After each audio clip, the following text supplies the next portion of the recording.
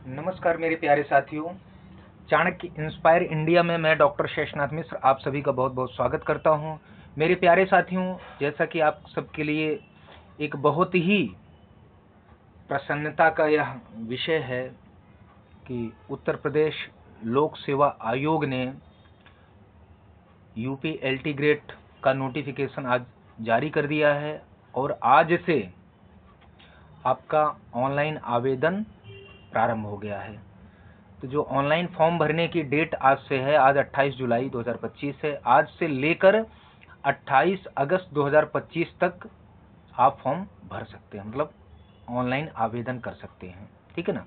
Online परीक्षा शुल्क bank में जमा करने एवं ऑनलाइन आवेदन स्वीकार किए जाने की जो अंतिम तिथि है वह 28/8/2025 है। उसके बाद ऑनलाइन प्रस्तुत आवेदन में सुधार, संशोधन या शुल्क समाधान कुछ करना हो तो उसके लिए जो अंतिम तिथि दी गई है वह 4 सितंबर मतलब 4/9/2025 4 सितंबर 2025 दी गई है। ठीक है। ये तो मोटी मोटी सूचना रही। मैं आपको कई महत्वपूर्ण सूचनाएं बताने जा रहा हूं। सबसे पहले इसमें आप एक चीज देखिए कि जो ओटीआर कहा जा रहा है, ठीक है ना, ऑनलाइन। अब इसमें कैसे कि आपको ओटीआर नंबर चाहिए, तो कैसे ऑनलाइन आवेदन करने से पूर्व अभ्यर्थी को ओटीआर पंजीकरण करके ओटीआर नंबर प्राप्त करना यहाँ पर अनिवार्य है। यूपीपीएससी की साइट पे जाएंगे तो वहाँ आपको मिल जाएगा। ऐसे अभ्यर्थी जिन्होंने ओटीआर नंबर प्राप्त नहीं किया है वे ऑनलाइन आवेदन करने के 72 घंटे मतलब 3 दिन पहले पूर्व आयोग की वेबसाइट यहाँ पर दिया गया है, ठीक है ना, कि https://otr.pariksha.nic.in से ओटीआर नंबर प्राप्त कर सकते हैं। ठीक है। ओटीआर नंबर प्राप्त करने के बाद ही आयोग की वेबसाइट मतलब uppsc.up.nic.in पर ऑनलाइन आवेदन सबमिट किया जा सकता है, मतलब आपका फॉर्म भरा जा सकता है ऑनलाइन। ठीक है ना। अभ्यर्थियों को निर्देशित किया जाता है कि वे ऑनलाइन आवेदन करते समय सभी चरणों, चाहे वो ओटीआर नंबर प्राप्त करना हो या फीस पेमेंट करना हो या फाइनल सबमिशन करता हो या कुछ भी हो, कि सूचनाएं सॉफ्ट कॉपी मतलब उसकी जो सूचनाएं हैं वो अपना एक जगह पर लिख भी लें और हार्ड कॉपी को जो है बाद में डाउनलोड करके अपने पास सुरक्षित कर लें। ठीक है। अभ्यर्थियों को स्पष्ट किया जाता है कि प्रारंभिक परीक्षा के स्तर पर वे अपने अभिलेख एवं ऑनलाइन आवेदन संबंधी हार्ड कॉपी आयोग को प्रेषित, मतलब जो फॉर्म भरेंगे उसकी हार्ड कॉपी आपको आयोग को नहीं भेजनी, क्योंकि कई जीडीसी में एक बार हुआ था कि फॉर्म भरकर भेजना होता था। अब ऐसा यूपीपीएससी ने मना कर दिया है, तो अब ऐसा आप लोग बिल्कुल मत करिएगा। ठीक है ना। और अभ्यर्थियों को अपने ऑनलाइन आवेदन की हार्ड कॉपी के साथ ऑनलाइन में किए गए समस्त दावों, मतलब जो चीजें उन्होंने फुलफिल की है वहां पर डिटेल भरे हैं, के समर्थन में समस्त अंक पत्र एवं प्रमाण पत्र की स्वप्रमाणित प्रतियां आयोग के निर्देशानुसार यथा समय संलग्न प्रेषित करना होगा। ठीक है। प्रारंभिक परीक्षा के स्तर पर आपको बता रहे हैं। ठीक है। इस संबंध में आयोग द्वारा पृथक से प्रेस विज्ञप्ति के माध्यम से सूचित किया जाएगा, ध्यान रखिए। ठीक है ना, कि कब भेजना है कब क्या करना है। तो ये तो रहा आवेदन करने का, मतलब ऑनलाइन फॉर्म आपका भरने का रहा। ठीक है ना। ये बेसिक सूचना जो दी गई है उसको ध्यान से पढ़कर फॉर्म भरिएगा, गलती बिल्कुल मत करना।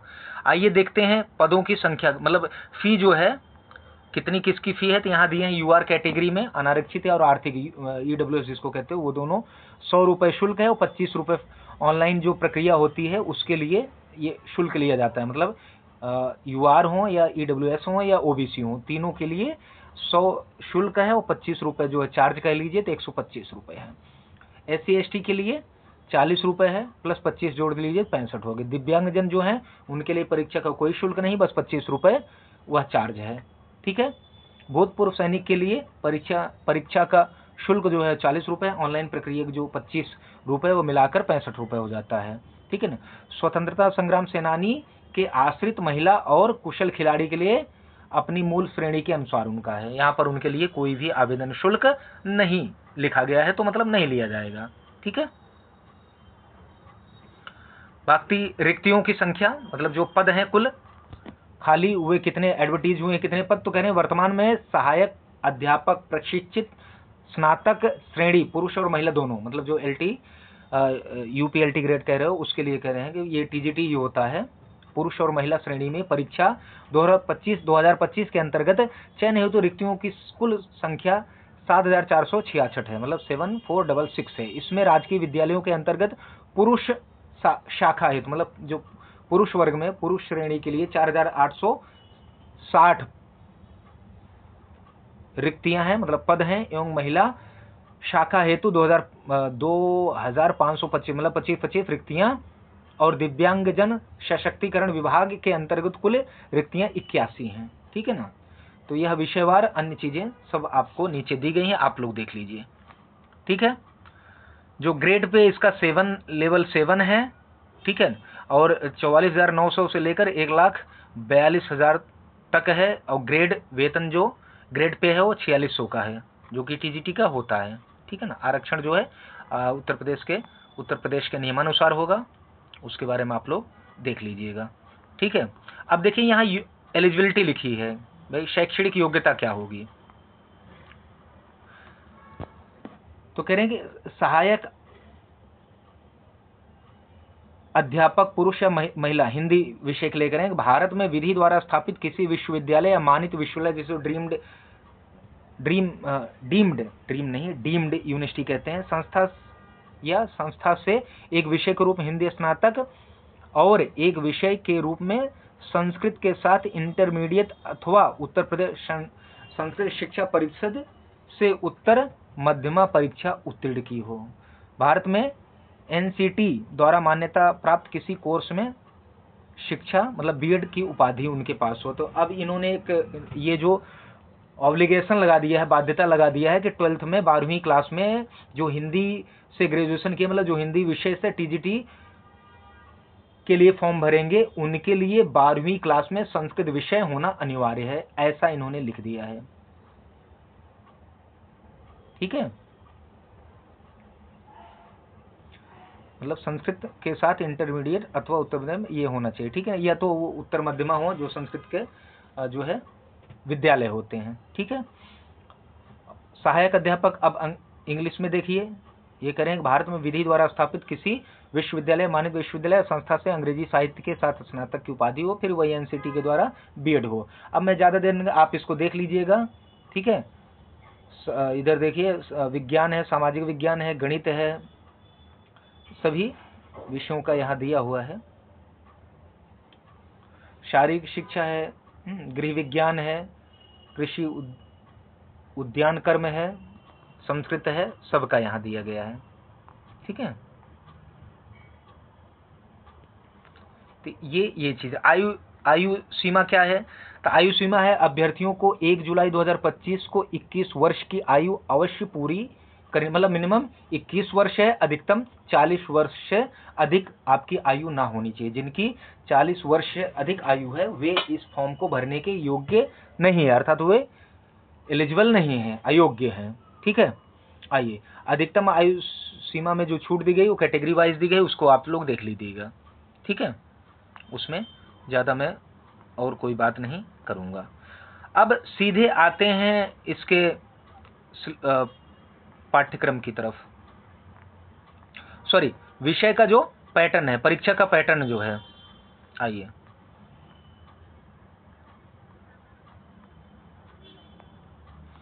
अब ये देख सकते हैं यहाँ पर सहायक अध्यापक प्रशिक्षित स्नातक श्रेणी पुरुष या महिला की परीक्षा योजना, मतलब जो इन्होंने पैटर्न बना रखा है। इस बार परिवर्तन हुआ है। 2018 में क्या हुआ था, एक बार में ही ऑब्जेक्टिव फॉर्म में सारे मतलब पेपर हो गए थे, सब्जेक्टिव भी और 30 क्वेश्चन जो GS के थे वो दोनों। ठीक है ना। 100 जो आपके 150 क्वेश्चन थे। इस बार उन्होंने 2 चरणों में परीक्षा का आयोजन होगा।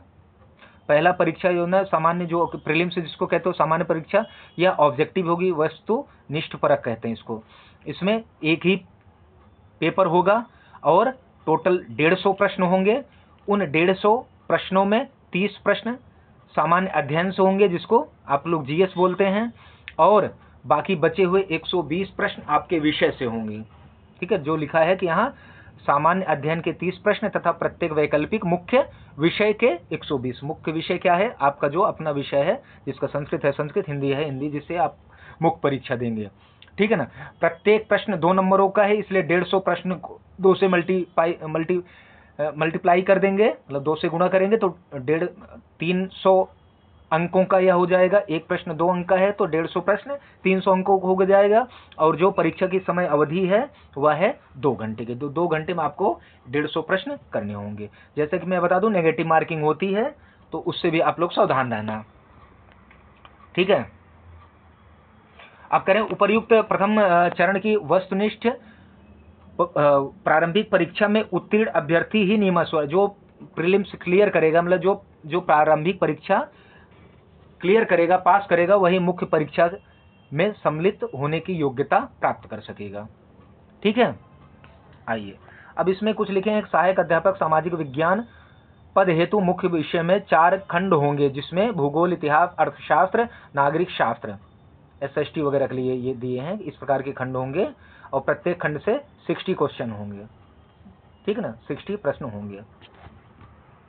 अभ्यर्थियों को उक्त 4 खंडों में से किन्हीं 2 खंडों का, ठीक है ना, 2 खंडों का चयन करके उत्तर देना होगा। अब मुख्य परीक्षा देखिए, जो वैकल्पिक आपके विषय का होगा। जैसे मैं संस्कृत विषय पढ़ाता हूं, तो मान लीजिए मैं अगर इस परीक्षा के लिए फॉर्म भरता तो मेरा संस्कृत विषय होता, तो यह मेरा मुख्य विषय हो गया, ठीक है ना।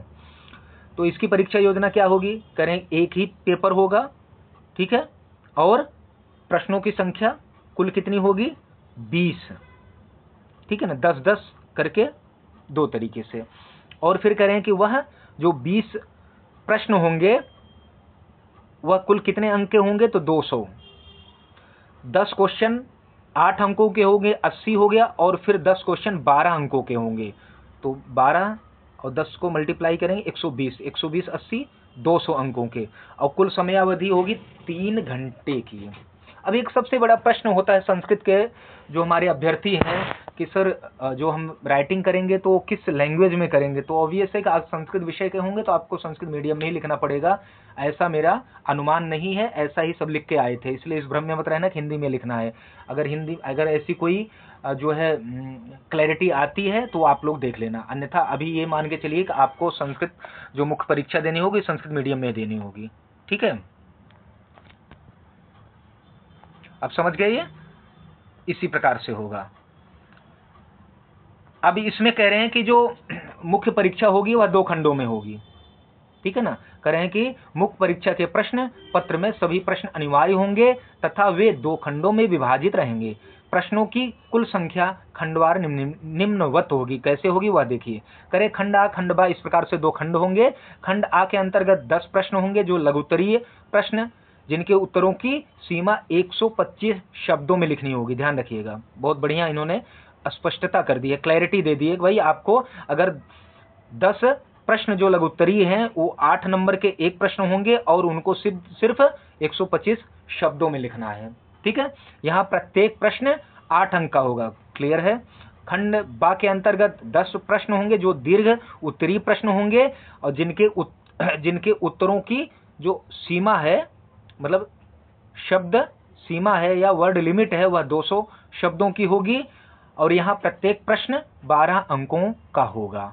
तो अब हमें लगता है कि यह बिल्कुल एकदम बहुत क्लियर कट आपको क्लैरिटी मिल गई है, स्पष्टता मिल गई है कि प्रश्नों कितने अंक के होंगे और यह कुल कितने प्रश्न आएंगे, ठीक है। अब आइए मैं सीधे सिलेबस पे चलता हूँ, पाठ्यक्रम पे चलता हूँ।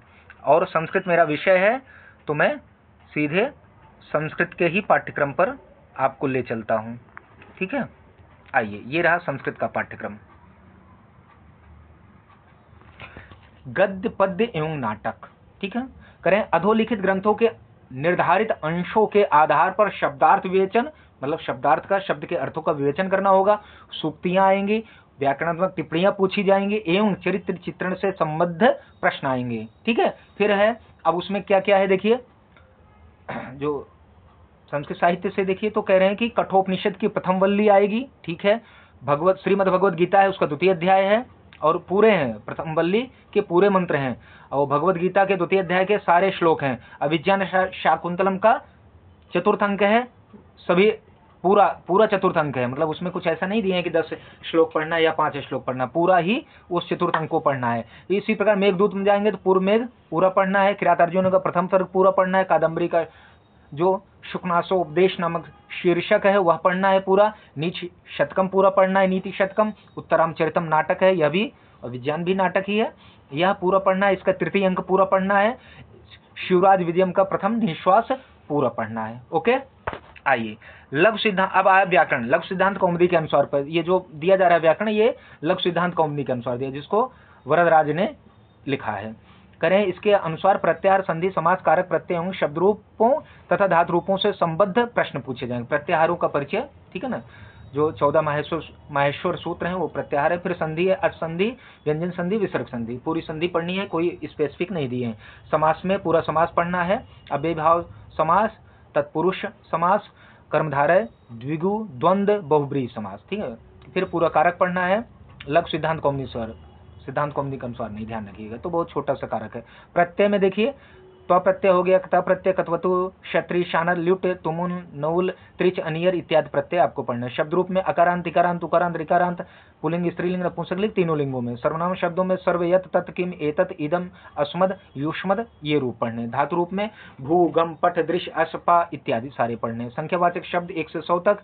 फिर है आपको अशुद्धि परिमार्जन करने के लिए है, सुभाषितों, सूक्तियों, हाँ, संस्कृत सुभाषित एवं सूक्तियों का परिज्ञान होगा, और साहित्य का, मतलब संस्कृत साहित्य का इतिहास से प्रश्न पूछे जाएंगे, जैसे रामायण, महाभारत, रघुवंश, ऊपर है रघुवंश, आप वहाँ पढ़ेंगे तो ये अपने आप ही क्लियर हो जाए। कुमार संभवम, रघुवंशम, कुमार, किरात अर्जुन में, ये सब महाकाव्य जो वहाँ ऊपर पढ़ रहे हैं ना, ऊपर वाले जो है पॉइंट में, तो वहाँ सब है। शिशुपाल वधम, नैषधीयम, मतलब महाकाव्य हो गया, नाटक हो गया, गद्य काव्य हो गया इत्यादि के बारे में आपको जानकारी विस्तृत रखनी है।